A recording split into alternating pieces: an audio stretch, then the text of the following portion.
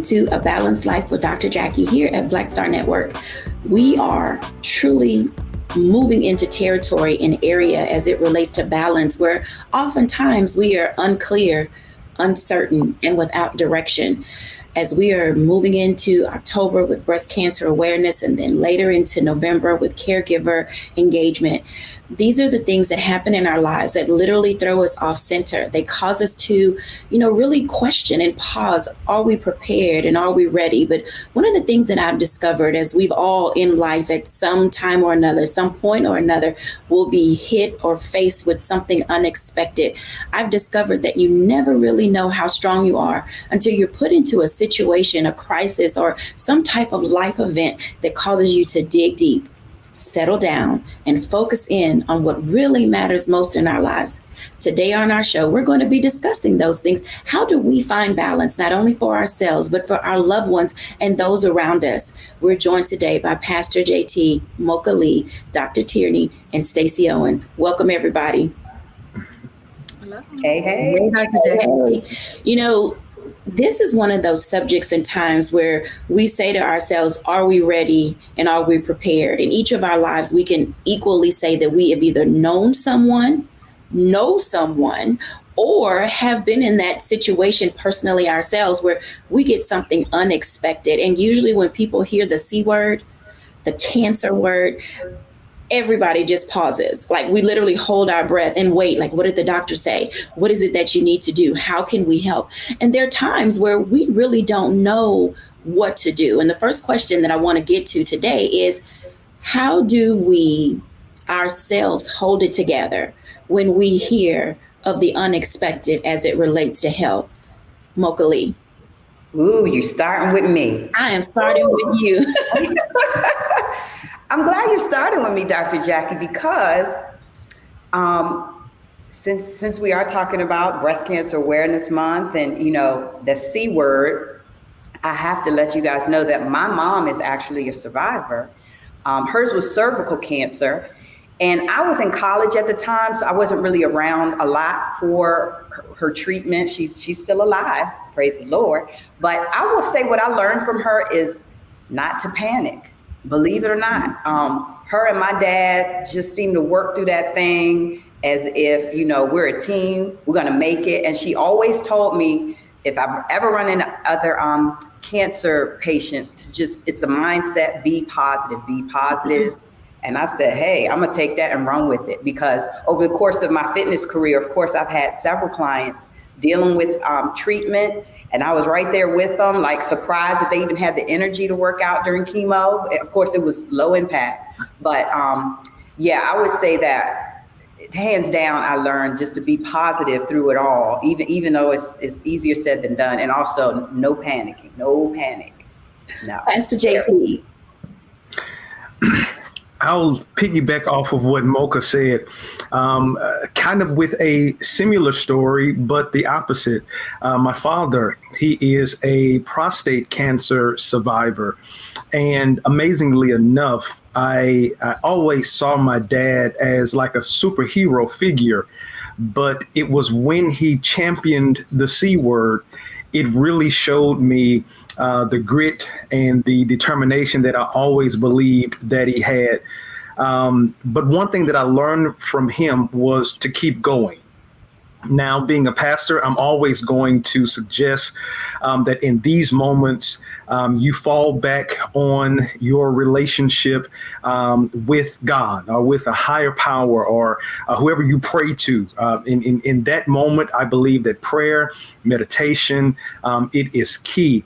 But one thing that I learned from my father is to keep going. And I remember one day I was kind of angry at him because I wanted him to sit down somewhere. It felt like Jamel was the father and, Arthur Joe was the son. And I just couldn't get him to be still. And he looked at me and he told me, he said, if I slow down, if I stop, he said, cancer is going to get me. Mm. So I say, huh? He said, yeah. Say, the doctor say I got cancer, but I can't let cancer get me. And so he kept going, kept washing his car, kept cutting his grass. And when I still talk to people now about it, and this was in the infancy of our church, so many people don't even believe that he had it. But he is a survivor, and he taught me how to survive in life. Because while we are talking about the C word, there are some A words, there are some B words, there are some D words, there are some life words, some challenges that are going to come. But if we learn how to keep going, we'll get through it, and we'll be on the other side as survivors as well. Such wisdom. Dr. Tierney. So, like Pastor Jamel just stated, my father also had prostate cancer, and this was it was several years ago. I was actually still in undergraduate, finishing my degree. And so I was away. I wasn't at home. But the thing that really struck me, similar again to what Pastor Jamal just said, my dad just treated it like a cold or a sinus infection or any other kind of normal ailment, that we get from the doctor. He never once said anything about leaving here. He never once looked at it as something that could truly take him out. My father just celebrated his 80th birthday in August, and you would not think that he ever had cancer, at all. He still plays golf. He was playing golf the whole time, being the amazing Kappa man, that he is. But the thing that really struck me is that while we were the ones that were, kind of clutching our pearls, so to speak, he was looking at us like, what's wrong with y'all? I'm just, the doctor done said this, and this, and I know I'm gonna be all right. And we just gonna do what we got to do and just, keep it moving. And so his strength actually strengthened us, and it taught me how to approach, life in general. But when we start talking about things like cancer, breast cancer, prostate cancer, any of the cancers, to just look at it as this is just another dis-ease that we need to, power our way through, faith our way through, and get to the other side. Absolutely. Stacey. I'm going to, piggyback off of everyone else too, because my son, he actually was diagnosed with non-Hodgkin's lymphoma, and it came at a very challenging time in my life. I had a lot going on with starting a new business and so forth. And it was a sudden change for him as well. It just came out of nowhere. And I think for me, how I handled that sudden change was by gathering an understanding of it. Like, I didn't want to let fear kick in. You fear the unknown. And so I knew as long as I didn't understand what type of cancer it was, what type of effect it can have on your body, the more I didn't know about it, I feared that, or made the situation bigger than what it could possibly be. So I went within and started researching and just asking questions and just tried to build my knowledge on understanding what journey we were about to embark upon. And just like everyone else, the interesting thing is my son, he actually became the pillar that gave us strength because he made it up in his mind. He just so happened to go to church with a friend one night, and a pastor said that something was wrong with someone in the building. They pulled him to the altar, prayed on him. They didn't even know him. This was his first time visiting the church. He had never been there before at all. And he had an experience in that moment. And when he walked out that building, he decided that, he was told that he was going to be healed. And he believed that. And once that became his foundational belief, then he didn't want anybody in his circle to victimize him, pity him, or come around him with any negativity, because he knew he was already healed. And so we're all over here panicking, like, well, what chemo, what we got to do, what we got to do this. And he's like, you guys need to remove yourself from me with that. I need for this to be, I'm already healed. And once we embraced that, it made it so much easier to go through. Each of you have said some things that I know will resonate with our audience. We've heard be positive, keep moving forward, mind your approach to what you are doing, get an understanding about it all. When we come back after the break, because I have a feeling our second segment is going to be a little bit longer, we want to talk about how faith and medicine are married when we're back after the break.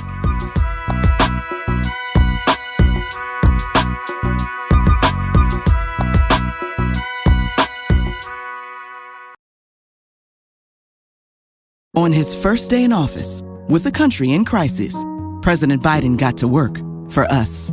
Cutting Black child poverty in half, more money for Black entrepreneurs, millions of new, good-paying jobs. He's lowered the cost of living and prescription drugs. But there's more to do. He gets it because we all deserve dignity, safety, respect, and a chance to do more than just get by, but to get ahead. I'm Joe Biden, and I approve this message. Hatred on the streets, a horrific scene, a white nationalist rally that descended into deadly violence. White people are losing their damn minds. As an angry pro-Trump mob storms the U.S. Capitol, we've seen shots. We're about to see the rise of what I call white minority resistance. We have seen white folks in this country who simply cannot tolerate black folks voting. I think what we're seeing is the inevitable result of violent denial. This is part of American history. Every time that people of color have made progress, whether real or symbolic, there has been what Carol Anderson at Emory University calls white rage as a backlash. This is the rise of the Proud Boys and the Boogaloo Boys. America, there's going to be more of this. Here's all the Proud Boys, guys. This country is getting increasingly racist in its behaviors and its attitudes because of the fear of white people. The fear that they're taking our jobs, they're taking our resources, they're taking our women. This is white fear.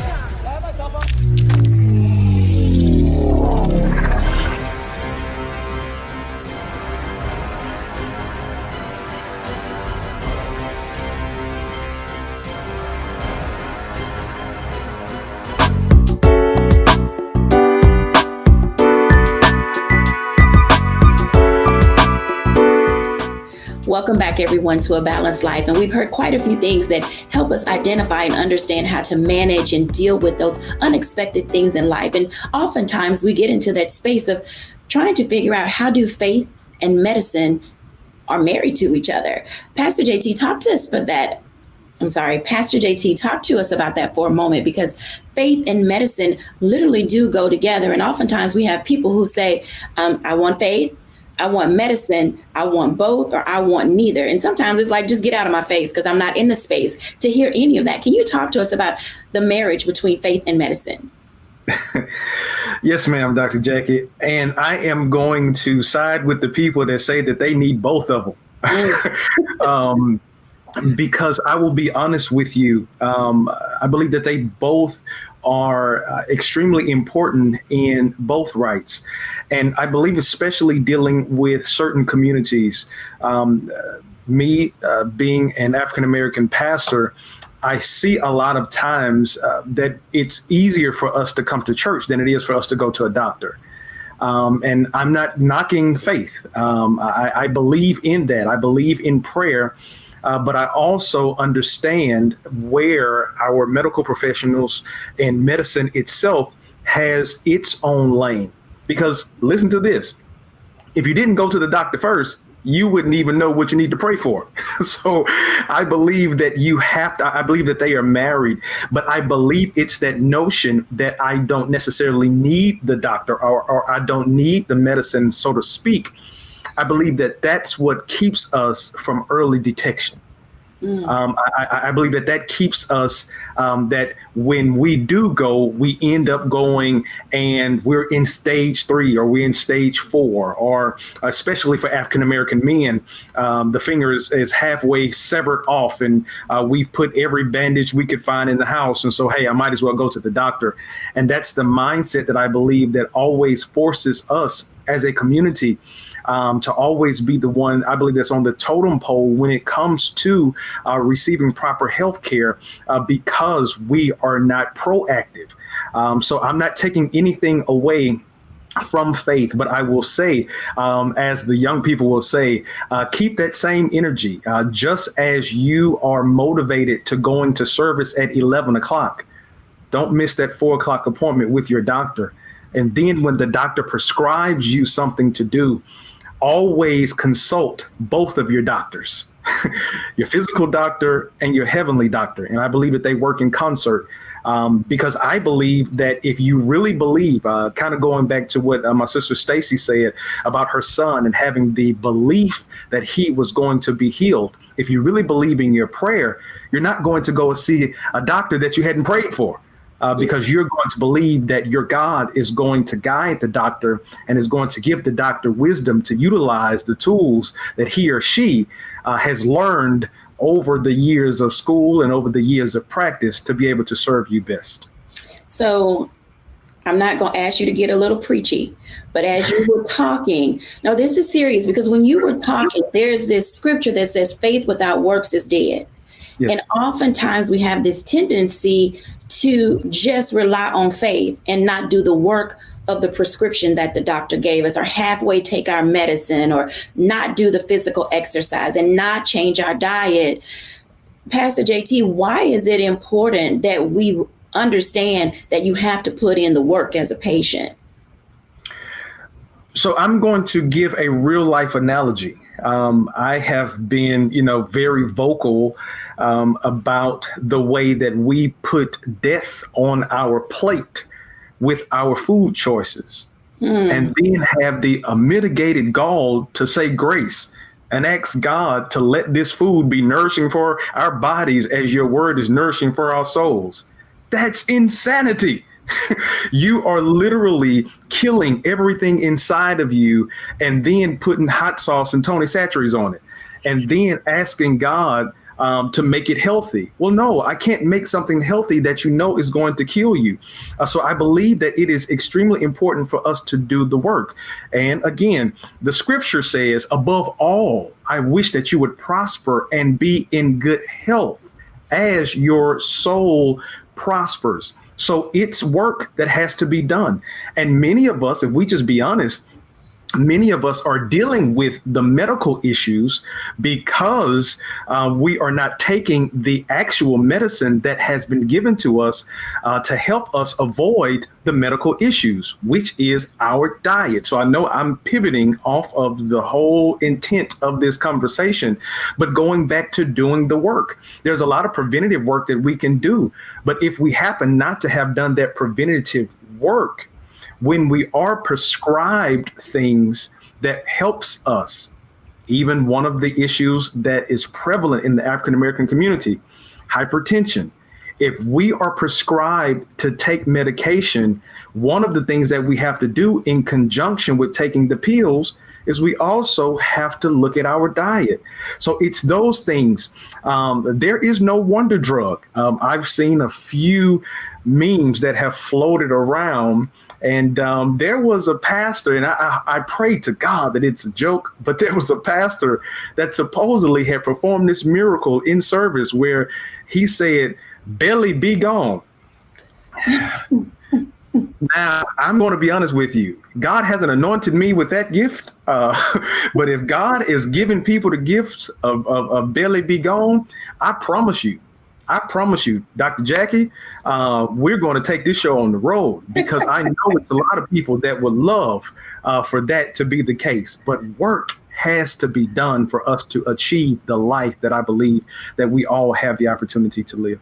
Now, I agree with that. And I'm going to bring Mocha Lee in, because I know the Amen Corner is over there. And by the way, Pastor JT, thank you for quoting my favorite scripture, which was 3 John 2. Y'all can look that up. It was perfect. Now, Mocha, this is so true what Pastor JT is saying, because you have to put in the work. Now, a part of this is about cancer and about diagnoses and about sudden illnesses and preventative health. And all of these things can throw us off balance when we have not done our part. Talk to us about the value of physical fitness and well-being in preparation for whatever comes next in each of our lives. I mean, this is like the best message. I know every person watching this is getting something, because do the work is huge. But I think maybe if you don't have to think of it as work, right? Because physically, our bodies are our temples. And Pastor JT mentioned prevention. And really, that's my job all day, every day for years. I'm helping people think, what can I do now to keep myself healthy so I won't have to get the diagnosis, So everybody knows about hormones. Yes. How about those endorphins? They're real. Endorphins are those feel-good hormones that your body creates when you're exercising. And it's linked to your mental health, right? Mm-hmm. So even if you are someone who's received some bad news about a diagnosis, you're going to have to figure out, how can I keep myself sane through all of this? So believe it or not, even though it might be, not the first thing you think of, you still want to move your body, which makes sense why we heard others attest to the fact that even the people who were dealing with the disease kept moving, because it's linked to your mindset. It's linked to those hormones and those feel good endorphins and serotonin and dopamine, and all those hormones are in your body, and we trigger them with movement. So everybody's movement looks different. I'm telling you, most people can at least generally walk, yes. Then you have other people who like dancing and that whole Zumba craze and line dancing. It's movement. I know some people, 2 people in particular, who go up and down their stairs in their big old house because you're still getting your heart rate up, you're still moving. I just hope that people can start to understand that it really is a lifestyle. It really is a decision. When you wake up every morning, you're just thinking, what can I do to keep myself healthy, in addition to making the smart food choices? And that is move your body, move your body. You've got to listen to your doctor, just like Pastor JT said, because if they say get a mammogram, sisters. Go check your boobs because once you find things early, you can catch it, and it's going to be all right. You just don't want to be in denial. You just don't want to feel like, oh, it's yet another thing I have to do. Just, believe that living a healthy lifestyle can work. And even if you have to take baby steps to get there, trust me, you will get there. And even this t-shirt I'm wearing is like a retro throwback from a fundraiser I did, Barbells for Boobs. We were just raising money to try to get more women to get mammograms. And this one was an intense workout. These were like clean and jerks. I don't know if I'm doing that these days. This was back in like 2011, but as long as you're working out and moving, and find some type of fundraiser or cause or walk. Susan G. Komen has plenty of walks. Do something to be active and to grab somebody else in the community and say, come on, let's do this, because we just have to encourage each other. That's really what it's all about. Absolutely right, because we're not in this alone. And oftentimes when we receive a diagnosis of any kind, and especially as it relates to cancers or breast cancer specifically, we do get into that mental health space of saying, oh no, why me? What's happening? What can I do? Dr. Tierney, talk to us about that for a moment, about how to get our mental health in order so that we can deal and find an approach in order to manage the diagnosis that we receive. Why is it important for us to get into that mental health space? I love that you pulled into the mental health piece, because as I was sitting here listening to Pastor JT and Mocha and you kind of have the conversation, something that I always, tell my clients is that, Jesus has done his work. He went on up to be at the right hand of the Father. And so now the way that we see our faith really walked out and, the miracles of things happening, it's through his people. We are the hands and feet of Jesus. So when we are thinking about, faith plus medicine, you have to look at it in terms of like your minister is the hands and feet of Jesus to help make sure that your soul, is in good health. The physician, the MD, they are the hands and feet of Jesus to make sure that your physical being is in good health. And then take us, the coaches and the therapists, we are the hands and feet of Jesus to make sure that your mental health is where it needs to be. Now, going back to that scripture, pray that you prosper and be in good health as your soul prospers. What we often do is we want to focus on one end of it, of the soul prosperity, thinking that will pull your physical and your mental health, into where it needs to be. But while they work in conjunction, God has equipped each of us, the hands and feet, the doctors and the ministers, to help to maintain or help you to maintain each one of these areas individually. So if you focus only on your soul prosperity, but you let your mental and emotional get cat raggedy, then all of it will end up, coming down altogether, so you have to focus on each of them. So as we're talking about this mental health piece, it is critical that we make sure that we are prioritizing our mental health along with our spiritual health, along with our physical health, because notice when I was talking earlier, I said diseases. A lot of the things that manifest in our body, they start here in our mind.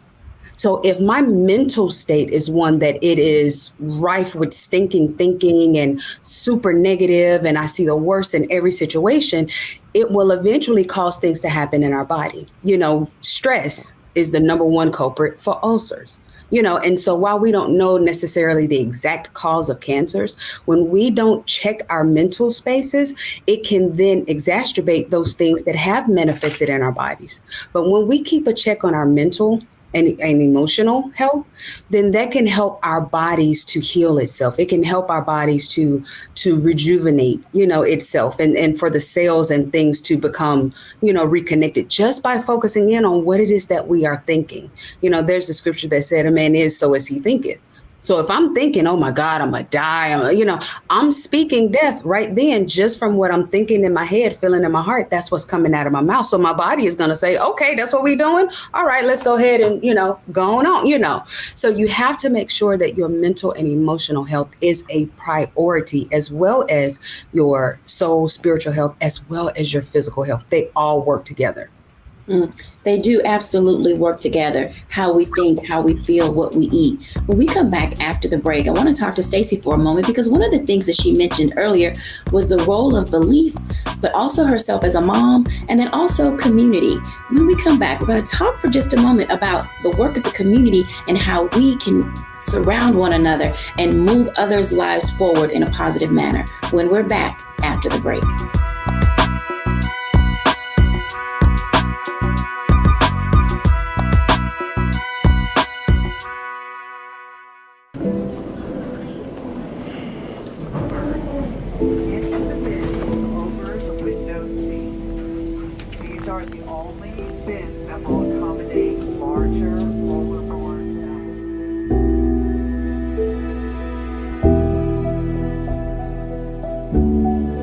Put 10 in here? 10, and you don't come out till you die. And you eat him, you eat 10. Oh my God. So what?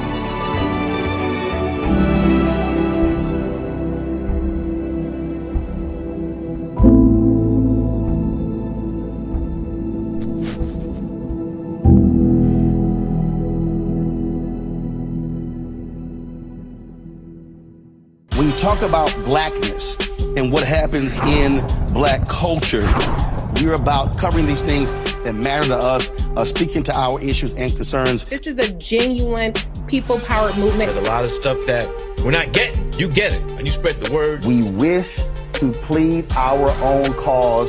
Too long have others spoken for us. We cannot tell our own story if we can't pay for it. This is about covering us. Invest in black-owned media. Your dollars matter. We don't have to keep asking them to cover our stuff. So please support us in what we do, folks. We want to hit 2,000 people, $50 this month, raise $100,000. We're behind 100,000, so we want to hit that. Y'all money makes this possible. Checks and money orders go to P.O. Box 57196, Washington, D.C. 20037-0196. The Cash App is $RM Unfiltered. PayPal is R Martin Unfiltered. Venmo is RM Unfiltered. Zelle is Roland at RolandSMartin.com.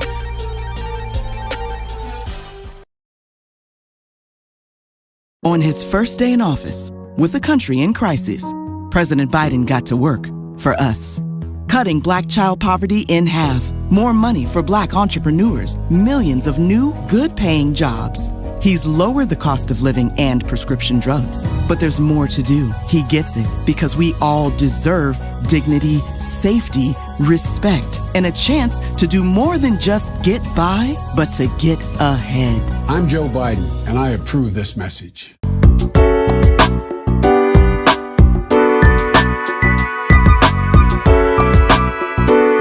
Welcome back, everyone, to A Balanced Life. And as you can tell, Our heart often drops when we hear certain things and we're in that space of the unknown.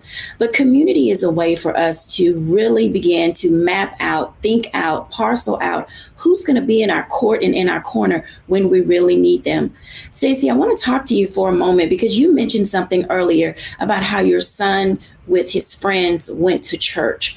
And that is a part of community and not necessarily church, because not everybody that watches our show goes to church, but having friends and people in your space that identify with what you're going through.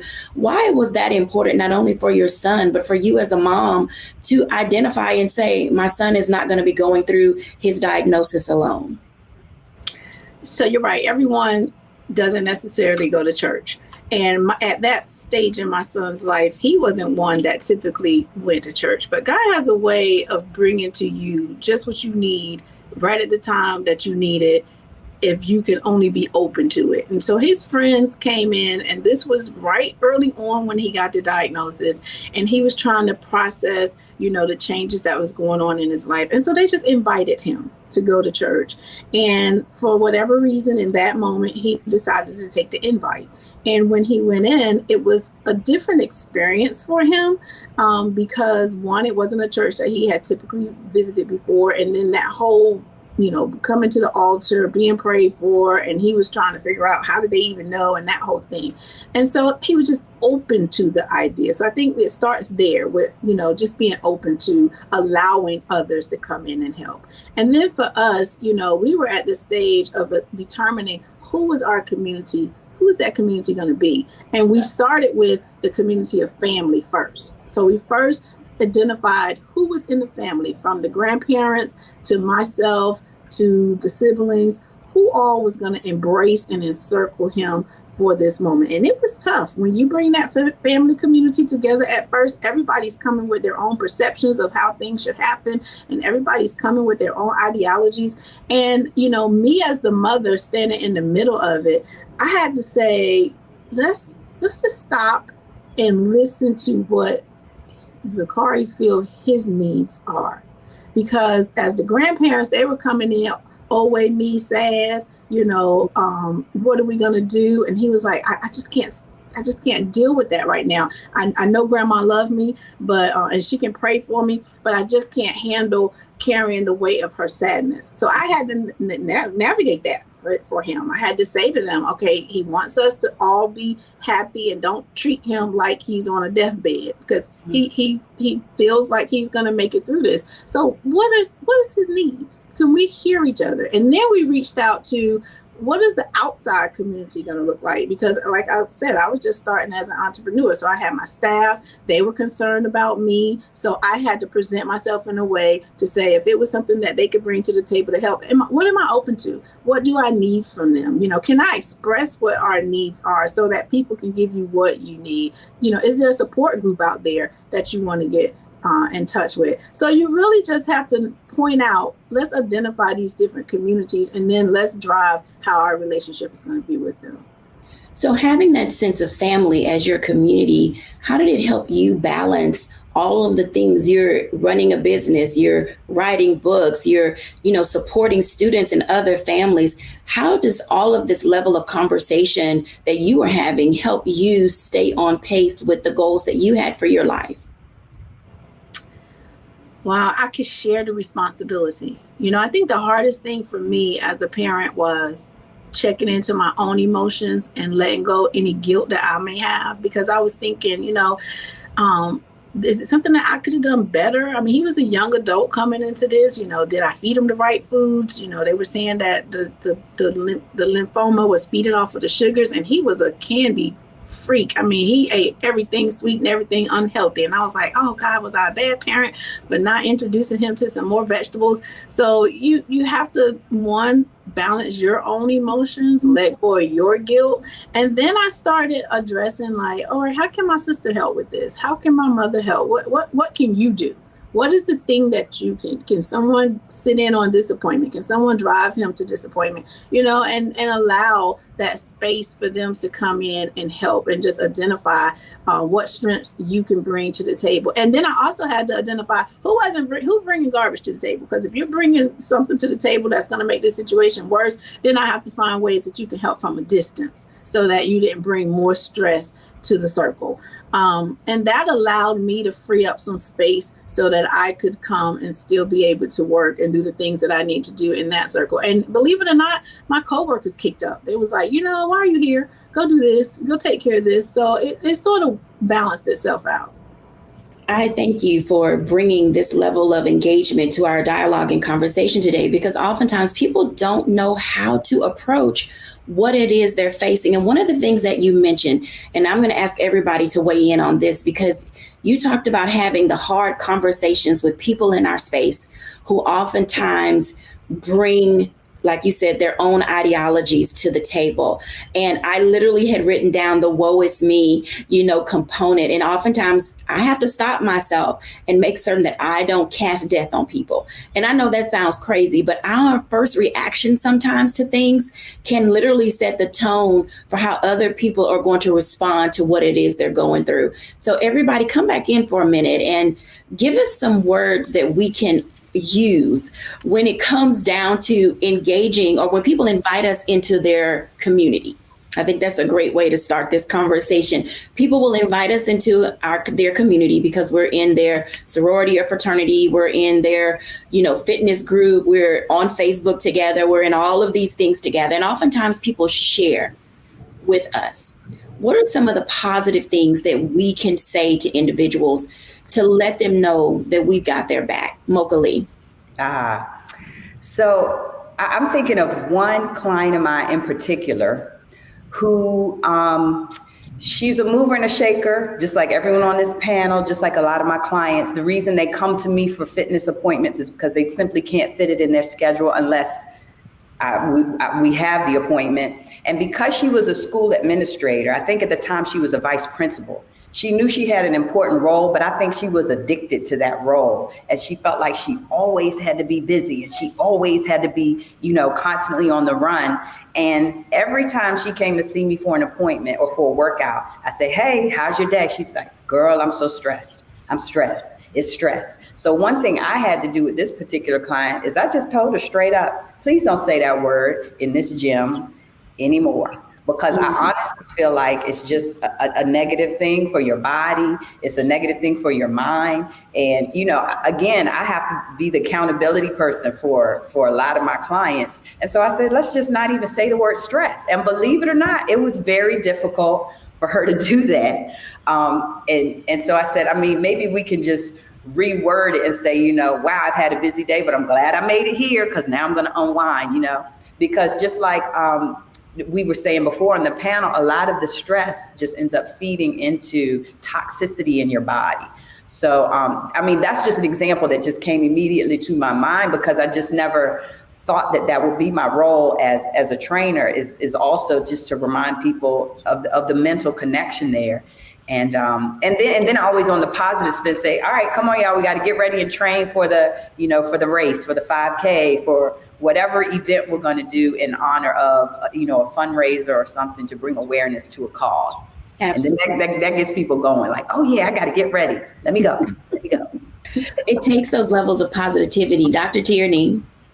So I think for, be it you being invited into someone's space who may be dealing with an ailment, or if it is you that is the person that's dealing with the ailment, I think what Stacey said her son did is critical here. He set the tone. He said, this is how I feel, this is what I think, and this is the way that it's going to be. So if you're the one that has just received the diagnosis, then the onus is on you to set the tone to say, hey, I'm going to live. This is what's going to happen. I don't want any of this around me. Another word for this is boundaries. You set the boundaries for how you want to walk this journey out. Now, if you are the one that's being invited into this space, or, a loved one has just received a diagnosis, then it's your job to take your cues from them. If they are speaking life, well, then you have to check whatever that might be that you might be feeling and take that home with you. Don't say it in their presence. Don't talk about it in their presence. Take that home with you, deal with it in your space. Don't bring that into their space, and try as best as you can to mirror, not just like in a fake way while you're present with them, but to mirror that positivity and to bring more positivity, to add to the positivity to help them through this. So I say just reflect what it is either that you need, or reflect what it is that the person that you are supporting, what they are telling you that they need. When we come back after the break, I want to continue on this topic or this particular level of conversation, because working in concert with community is one thing, but becoming a part of the community is something else. And it is a privilege. You hear me well now. It's a privilege to be invited into someone else's space when they are going through their suffering. When we're back after the break.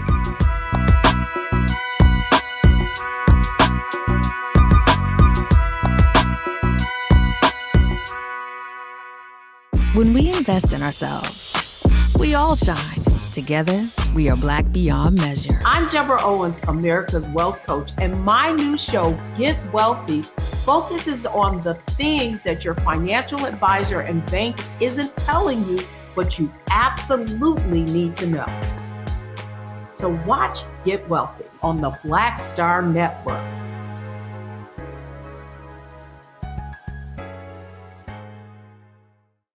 When we invest in ourselves, we all shine.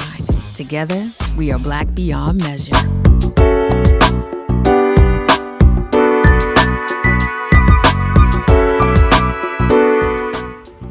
Welcome back, everyone, to A Balanced Life. And we're talking about the C word, cancer. But we're also talking about how do we fit into that space when we are invited into someone's life who is going through, whether it's themselves, whether it's their child, whether it's a spouse or another loved one. We all play a part and a role in how other people get through what they are going through. I want to continue this conversation. Dr. Tierney left off with telling us about, you have to get your mind together, get your personhood together, get yourself together before you step into someone else's life, because oftentimes we can change the tenor and the tone of what someone else has already put in motion, and that can be dangerous. Literally, I have watched people pray prayers of death versus prayers of faith and prayers of belief, and you have to be really careful and make certain that you don't bring all of your pain and whatever it was you went through with your personal experience. You have to see the thing for what it is in the moment that you get it. Pastor JT, when we're talking about levels of positivity and engagement, and I want to go back to this. So this is going to be a boy-girl conversation because oftentimes women approach things differently. How do you help our brothers process these levels of conversation as it relates to leukemia with our kids, or breast cancer, or brain cancer, or prostate cancer? We process different, and guys process different. How do you help our men settle into this space of dealing with what their spouses or themselves are going to go through? Right. So typically, and I'll look at it in two respects. Mm-hmm. So if there is a man that has been diagnosed, typically this man stays manly, right? So he's not, oh, woe is me. He's not out shopping for his tombstone.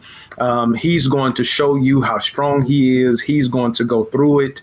But oftentimes in those moments of strength, we fail to be vulnerable. We fail to be transparent. And then sometimes we're so strong that we shut people out. And so then now, as people are attempting to come into our community, we have locks on all of the gates. And so then sometimes there is distance between you and the potential help that you could receive because of the macho bravado that I believe that so many men feel that they have to betray. So then in that instance, even as, we talked on the show several months ago about mental health with men, just really kind of breaking that dynamic down. So many men aren't really vocal about what they experience. So I really believe that it's about finding spaces where men can be safe. And they can be vulnerable, but still be seen as that man. But then I think on the other side, I think that if that man is in a relationship and his partner, his mate, has received the diagnosis, I think at that point, then you still have to adapt that same level of vulnerability. You still have to adapt that same level of empathy, so to speak, because now you're in a journey together and your mate, 9 times out of 10, is going to have a different response to the journey that you would have. And so then this is not the time to be critical. This is not the time to push too hard, but this is the time to be that help meet. Even in that position, I want to help you meet this journey head on, so we can be on the other side. So I think that it's an interesting mix, so to speak. But I believe that one of the greatest things in this moment for a man when he has received the diagnosis or his mate has received the diagnosis is humility and transparency. Humility and transparency are not easy for men. How do you broach those conversations? Because there are so many nuances of things of what uncle used to do, what cousin so-and-so used to do, what daddy used to do. How do you help children navigate, or do we not bring children into conversations? And at what stage should we do that? And, this generation, believe it or not, they are so wise. I mean, they are so intelligent.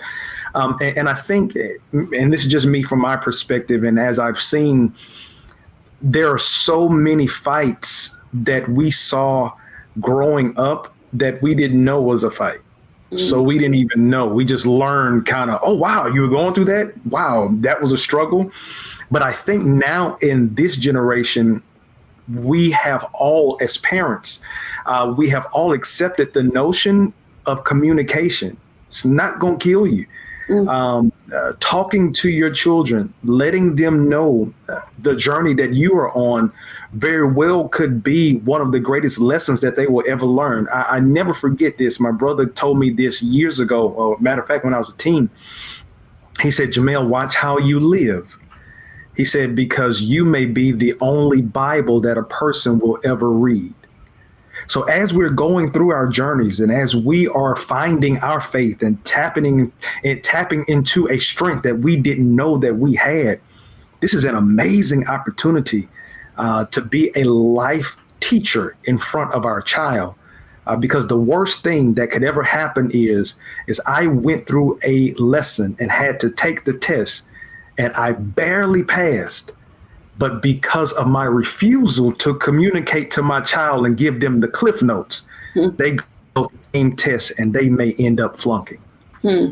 Wow, such insight. I want to invite everybody back in because I'm thinking as we're, wrapping up this block, there's some words of encouragement that we probably need to give to our audience. Every now and then we do have a show that's a little heavy, and this may have been leaning on that side. So if you had to give a stay, what would you say people to stay doing or to stay with or to stay at? Because oftentimes people have a tendency to want to give up and give in and throw in the towel because I can't take it anymore. So what are some of the things we want people to stay? Mocha. I would love everyone to stay in the space of giving themselves grace and being patient with what they're going through, because naturally you're going to feel feelings of frustration and confusion, but just allow yourself to process the feelings and just stay giving yourself a pat on the back for just making it through another day and just go day by day. Absolutely. Dr. Tierney. Stay vigilant. After you get done giving yourself the grace, and I'm all about grace. I give myself a ton of grace, and you feel what you feel, keep going. keep leaning in, keep pushing forward, keep that same energy, stay vigilant. Stacey Owens. What comes to my mind is live. That is your purpose every day, is to wake up and live the best day in the best moment that you can possibly live. So with cancer, live. With uncertainties, live. With any kind of disease, live. Just wake up every day and make the best of what you're going through and find a way to continue to live your best life. Pastor JT. So I'm going to go on and be real churchy. I'm gonna say stay prayerful. Because in our prayers, two things are happening in our prayers. One, we are praying and we are requesting. So we are requesting that patience. We are requesting that vigilance. We are requesting that healing. We are talking, but then in that moment, we are being talked back to. And oftentimes that talking back to is not telling you anything new. It's reminding you, man, you went through that. And if you went through that and came out of that you thought that you weren't going to come out of, you're going to take this and you're going to take it on the chin and you're going to keep on going. You're going to bounce right back up and you're going to win and you're going to be successful. You're going to champion this. Prayer is a dynamic tool. So I want to always say, stay prayerful. When we come back after the break, I'll give my reflections. But prior to that, let me just say, in life, as we're going through things, we oftentimes are invited into spaces that we never thought we would be. So when is a good time to get yourself ready to become a part of someone else's village, to become a part of someone's community, to get out there and lend a hand? The time is now. Mocha said it. You have to be physically fit. Pastor JT said it. You have to be spiritually fit. Stacey said it. You have to be well-rounded and balanced and prepared. But then also Dr. Tierney said you have to be mentally fit. So all of these things require us, as we're going to step into other people's lives, is to get ourselves together first. When we come back after the break, I'll give my reflection.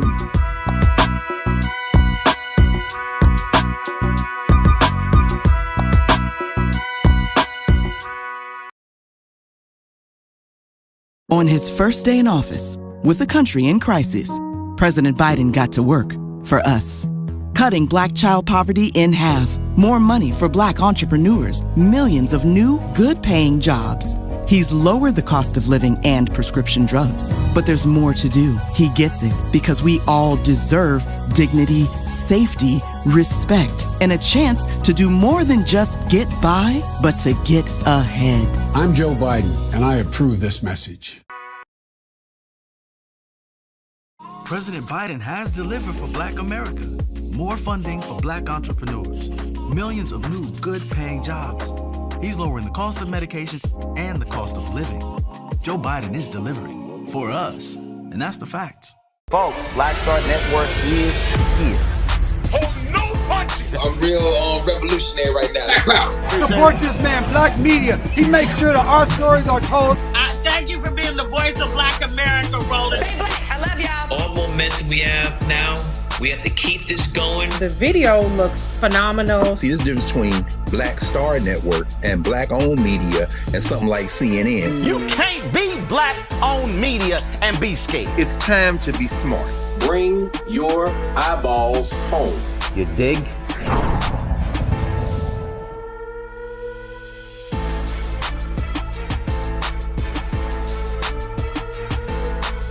When you talk about Blackness and what happens in Black culture, we're about covering these things that matter to us, speaking to our issues and concerns. This is a genuine people-powered movement. There's a lot of stuff that we're not getting. You get it, and you spread the word. We wish to plead our own cause.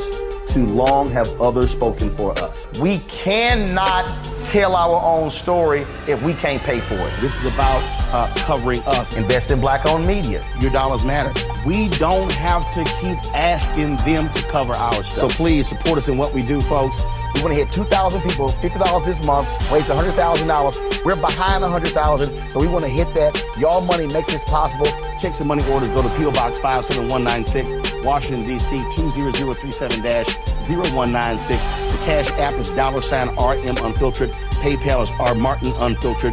Venmo is RM Unfiltered. Zelle is Roland at RolandSMartin.com.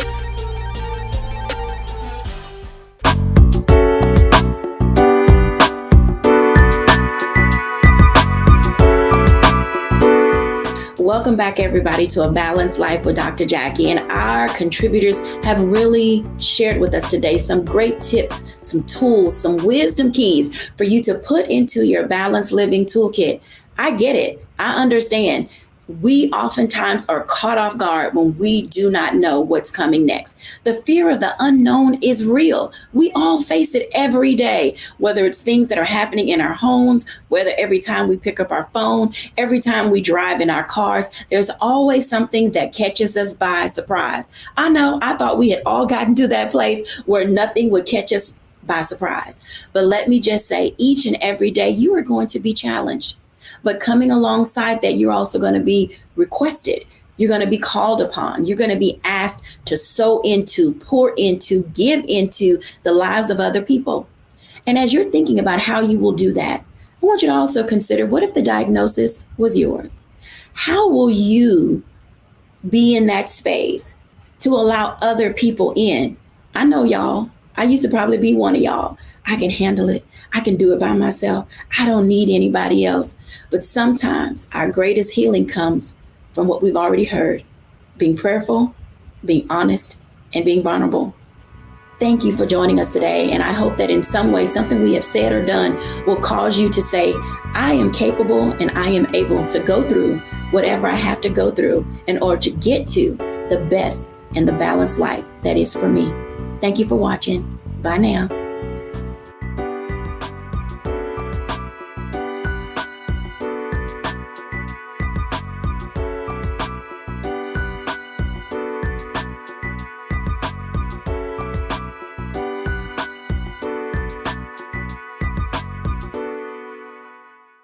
When we invest in ourselves, we all shine.